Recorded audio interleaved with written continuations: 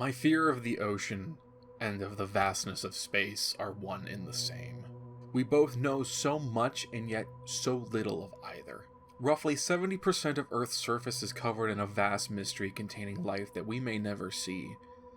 It's hard to imagine a terror like that close to home, but at the same time, it's also kept far enough away to where most don't give it a second thought. But what lies beyond our pale blue skies? What could exist deep within the depths of what surrounds us? That is what truly holds me within a fearful grasp. You can't escape the all-encompassing hold that is the deep black of the void in which Earth hovers in. Very few filmmakers have been capable of expanding on this concept of terror from deep space. Already there is one movie that comes to mind immediately upon hearing the subject being brought up. Ridley Scott's 1979 sci-fi horror classic, Alien. And how could you not think about Alien when talking about horror from space? It's practically impossible to think of. However, truth can often be stranger than fiction, and the truth is, Ridley Scott's Alien may never have been the movie it ended up as without the existence of another, lesser-known sci-fi thriller.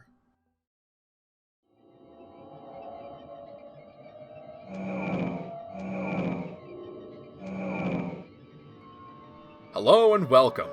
I'm Marcus, and this is Marcus Rambles, and I hope you'll join me as we voyage into the strange and bizarre world of Italian horror, starting with a little low-budget film known simply as Planet of the Vampires, or Terror in Space, or Planet of Terror, or Shadow World, or as I like to refer to it, the movie that may have been the inspiration for Alien. Maybe. Planet of the Vampires was released in 1965 and was directed by Mario Bava, a famed and talented Italian director, cinematographer, and special effects artist. I had no real history with Bava's work, so I decided to watch two of his highly regarded films, Black Sunday and Black Sabbath. Aren't those the same thing? Both films, despite having rather similar names and just as many alternate titles, are very different but are highly enjoyable both from a viewing experience and from a technical stance. Black Sunday, also known as Mask of the Devil, has moments where it looks like a film made years ahead of its time simply because of Bava's expert cinematography and lighting. And Black Sabbath, also known as The Three Faces of Death, is remarkably good looking with odd stark color usage and grim macabre shadows, along with some impressive sets. I consider either one to be excellent, but the film I enjoyed the most would have to be Black Sabbath. I recommend hunting down one or the other in all honesty, if you're okay with watching something old. I, for one, have zero issues enjoying things that are a bit on the older side. Just ask your mom. However, if you're going to watch Black Sabbath, do be sure to track down the Italian version and not the horrible fucking American version. Sure, the American version is in English, but so is the Italian version, kind of. The American version is also a completely different cut of the film and ruins the look and atmosphere Bava created. America only knows destruction. To give you an idea, this is how the American version starts. Come closer, please. I've something to tell you. Ladies and gentlemen, how do you do? And this is how the Italian version starts. Avvicinatevi per piacere. Ho qualche cosa da dirvi. Signore e signori, io sono Boris Karloff. The difference in quality is just astounding. And yes, that is Boris Karloff. I'm telling you, go watch the Italian version of Black Sabbath. It's an awesome movie. Anyway, now that I've experienced some of Mario Bava's work, I can say with a firm level of confidence that I've been missing out on some good shit. The front doors to the world of Italian horror cinema have been open for me, and I really look forward to seeing what lies in wait. If you have any recommendations for a good Italian horror, let me know. I'm eager to see more. And thus, we finally land on the Planet of the Vampires. This is an interesting film, both in terms of its impact on the world of science fiction filmmaking and because of its production. For starters, it's based on an Italian short story from writer Renato Pestrini. How the fuck? No, I'm going to try. Renato Pestrinio? Renato Pesto, called One Night of 21 Hours, also known as Night of Id. Why do I cover topics with names that I cannot pronounce? Like this is a constant thing that happens. While I was writing the script for this video, I desperately tried to find a copy of this short story in English, as I don't read Italian. I can barely speak English. I couldn't even find a copy of this thing in its original written format, so I basically gave up all hope of ever reading it, until I bought the Blu-ray. Allow me to go on a bit of a tangent. Who the fuck thinks it's a good idea to put novels, short stories, and any other large body of written work on a fucking DVD? Oh, you know what? I really want to read this short story. Let me just boot up my fucking Blu-ray player. Man, I love the work of Dante Alighieri. I sure want to read the Divine Comedy. Let me just get my collector's edition of Dante's Inferno for PlayStation 3 and read it off my tiny 24-inch monitor.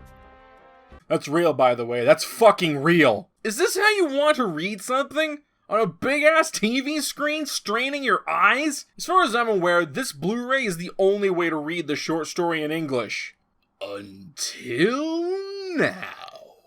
Yes, I transcribed the whole thing from this horrible format to something a bit better and more appealing. I mean, sure, it's still a digital version, but at least it's not on a disc, on a TV, that's not sitting 5 feet away from you. Christ on a bike. As for the short story itself, it's okay. I can't really tell if it's just the fact that the translation is poor or if the story itself is just poorly aged. But I didn't find it all that exciting or scary. Perhaps I'm just not a fan of short stories. Moving on to production of the film itself, from what I can parse from various articles and research, Mario Bava was no stranger to working within constraints, as it seems his pictures tended to have lower budgets. I unfortunately can't tell you what the budget of Black Sabbath was. All anyone seems to agree on is that it was low budget, which is saying something because the movie, as I stated before, looks fucking amazing. I do, however, know what the budget for Planet of the Vampires was. A whopping $200,000! What is this? Budget for ants! I don't know if that number is adjusted for inflation or not, but regardless, that is literally no money at all when it comes to making a movie. That is a pitiful amount of cash! And yet, Planet of the Vampires looks gorgeous.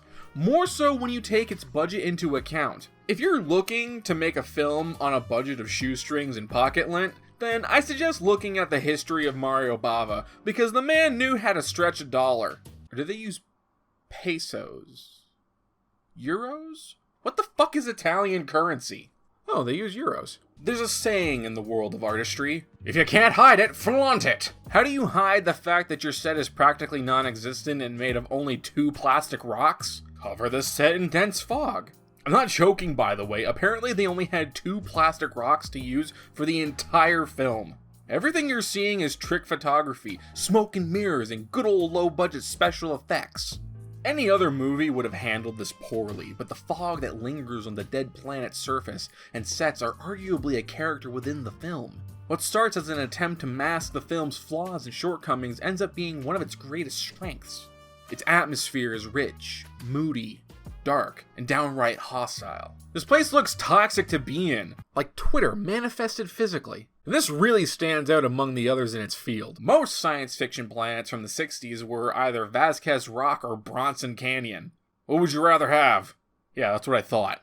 If you end up watching the movie, you'll very quickly realize that some of the actors are dubbed over, while some of them aren't. That's because almost everyone in the cast spoke a different language. The only actor speaking in English is the lead, Barry Sullivan.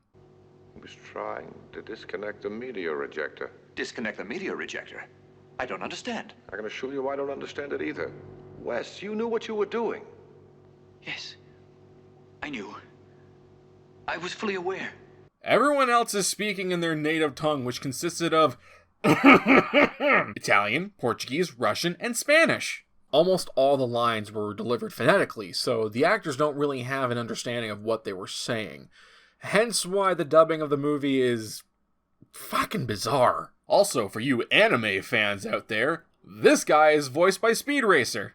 And then the door opened slowly, as if someone were debating whether or not to come in. I'm not joking. That is a fact.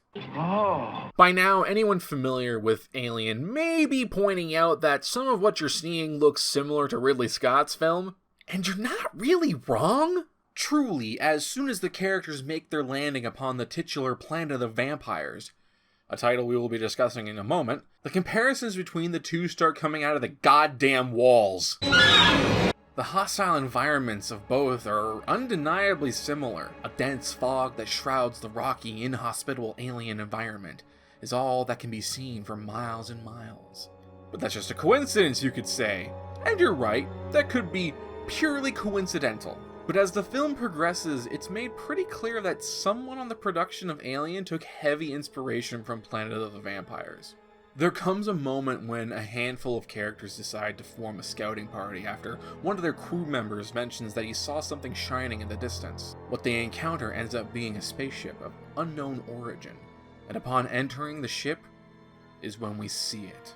The hallways are a bizarre ringed pattern, and the light within is dark and mysterious. And as the crew ventures further in, they discover a giant skeleton slumped over a piece of machinery. When I first saw this, I was blown away, downright gobsmacked. I can clearly recall saying to myself, holy shit, that looks like the space jockey from Alien. And that's when it started to really sink in. At certain angles, the Argos, the main character's spaceship, has a rather similar appearance to that of the space jockey ship. The environments of the planet are very similar, and the costumes the crew wear really look like the X-Men costumes. Wait, what? Funny enough, someone pointed out that the costumes actually look similar to the ones they wear in Prometheus.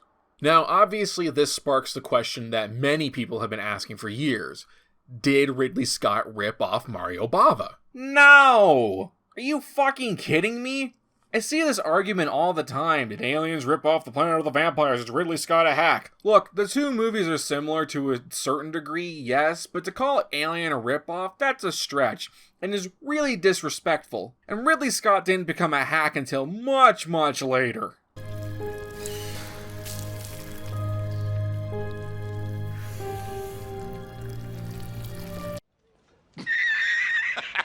Now I present a better question. Is Planet of the Vampires the movie that inspired Alien? That's a harder question to answer.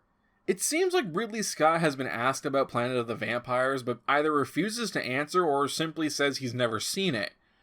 Which I think is bullshit, because Dan O'Bannon has no issues talking about the film. Dan O'Bannon was the scriptwriter and the one who came up with the story for Alien, and before he passed away sadly, he did an interview for Tested, stating that he had in fact seen the movie.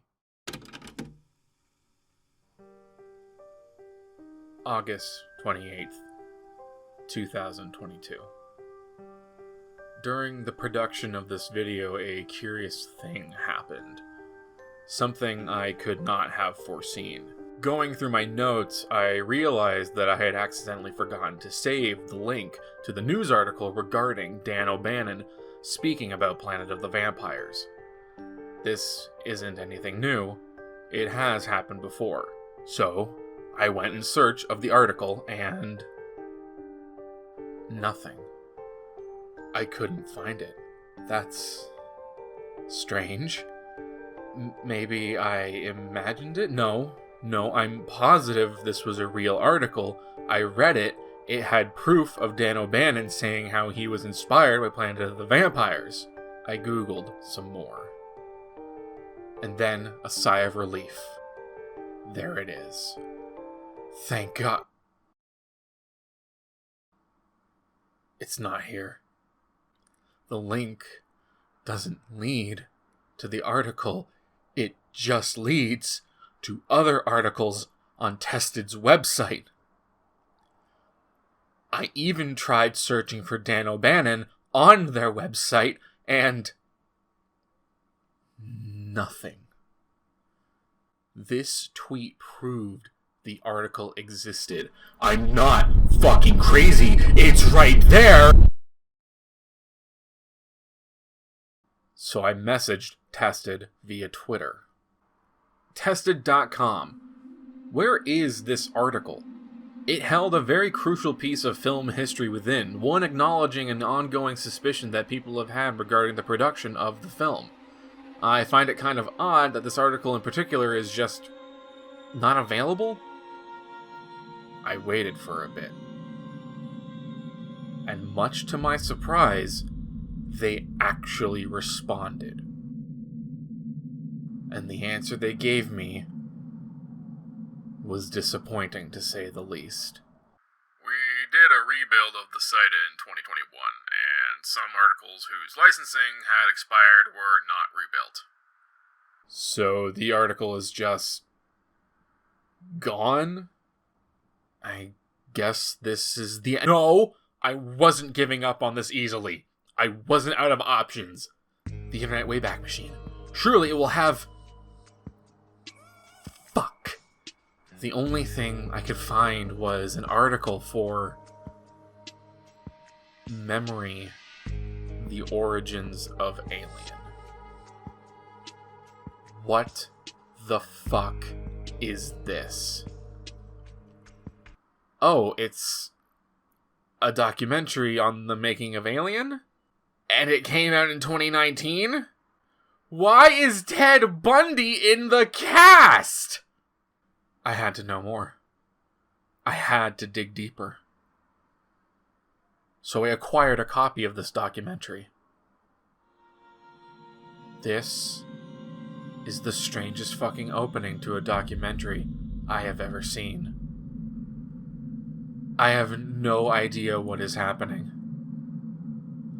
I get past the opening and they begin talking about Dan O'Bannon. O'Bannon has this great line, says, "I didn't steal from anybody. I stole from everybody." I'm beginning to have hope. And one of the places that he happily admitted that he stole from was a 1951 EC comic called Seeds of Jupiter. It's just 8 pages. It is dashed away. And then it fucking happened. Thing from 1951 is very present, with the idea of this creature that kind of hatches, that mimics, that is in a working environment. You can go to the 60s and look at Planet of the Vampires, where they find this giant alien corpse. Doesn't look like any ship I've ever seen. They acknowledged the Planet of the Vampires. The connection exists. I am vindicated! Let's get back to the point. He didn't watch it all the way through, but he had seen it, and what he saw had an impact on him. So, it is possible that this strange little Italian sci-fi movie from the 60s had a hand in creating one of the greatest sci-fi horror films ever made. So, let's talk about inspiration for a brief moment. I'm rather fond of a particular quote from filmmaker Jim Jarmusch. "Nothing is original. Steal from anywhere that resonates with inspiration or fuels your imagination. Devour old films, new films, music, books, paintings, photographs, poems, dreams, random conversations, architecture, bridges, street signs, trees, clouds, bodies of water, light and shadows. Select only things to steal from that speak directly to your soul. If you do this, your work and theft will be authentic. Authenticity is invaluable. Originality is non-existent. And don't bother concealing your thievery. Celebrate it if you feel like it. In any case, always remember what Jean-Luc Godard said. It's not where you take things from, it's where you take them to." That quote has always very much resonated with me on a deep, borderline spiritual level. Planet of the Vampires is the living embodiment of that quote, as it's an excellent source of inspiration and wears its inspirations on its black leather sleeves. Let's talk about the title of the film, Planet of the Vampires. There are no vampires in this movie. I have been lied to. The film's alternate title of Terror in Space is much more appropriate, but I digress. The The main antagonistic force in this movie is an invisible alien life form that is capable of completely taking over the body of a living creature. Already, I think of The Body Snatchers, which started as a book published in 1955, 10 years before Planet of the Vampires released. And that description alone, an alien life form taking over your body, is reminiscent of the situation R.J. McCready finds himself in John Carpenter's The Thing. There's actually a scene in Planet of the Vampires that really stood out to me simply because it was so similar to a scene in The Thing. In fact, I didn't even notice this at first, but the skeleton the characters find on board the alien spacecraft has a bizarre looking piece of technology in its grasp, and when interacted with, it begins making what sounds like alien speech.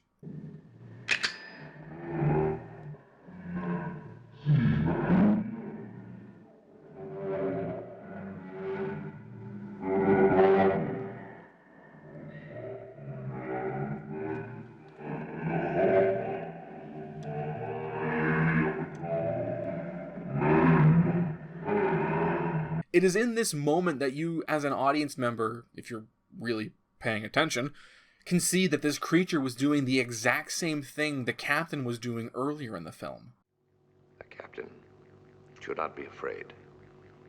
And I confess now, to whoever may hear this, that today, now, I am experiencing fear. Almost like unknown history repeating itself. Look, just because these movies all have similar elements to them doesn't mean they're any less for it. The Thing took paranoia and fear of the unknown to the next level with its graphic depictions of body horror. Alien is unique in its slow build-up and well-established characters, along with an amazing creature design. And Planet of the Vampires, while not being as good as either of those films, has its own horrifying ideas, even if it doesn't really do anything with them. I'll be honest, I like Planet of the Vampires, but it's not flawless. The characters aren't really characters, it can be a little too slow at times, but it has some really fucked up ideas. I think the short story actually utilizes these ideas better than the movie. As I mentioned before, the alien force in this film has the ability to take over any living creature's body, so long as they're unconscious. They can also take over the bodies of the dead as well, as they have no conscience. Now there is something horrifying about that. The concept of an alien being utilizing your lifeless body as a meat suit, a costume of rotting flesh and blood that is to be used as a means to an end, a decaying exoskeleton that serves only to perform the physical tasks of its ethereal host. Absolutely terrifying. And we never really get to see what these alien beings look like, if they have a true form at all. The closest we get is a series of lights that dance in the distance. I'd argue that the horror in Planet of the Vampires is downright Lovecraftian in nature. Unfortunately, as I said before, not much is really done with the idea of having to battle your former friends and allies revived only in a sense that they move and speak with another being's will and intent. There's only one scene in the film where it's touched upon, and it's when the protagonist encounters his dead brother. Silas!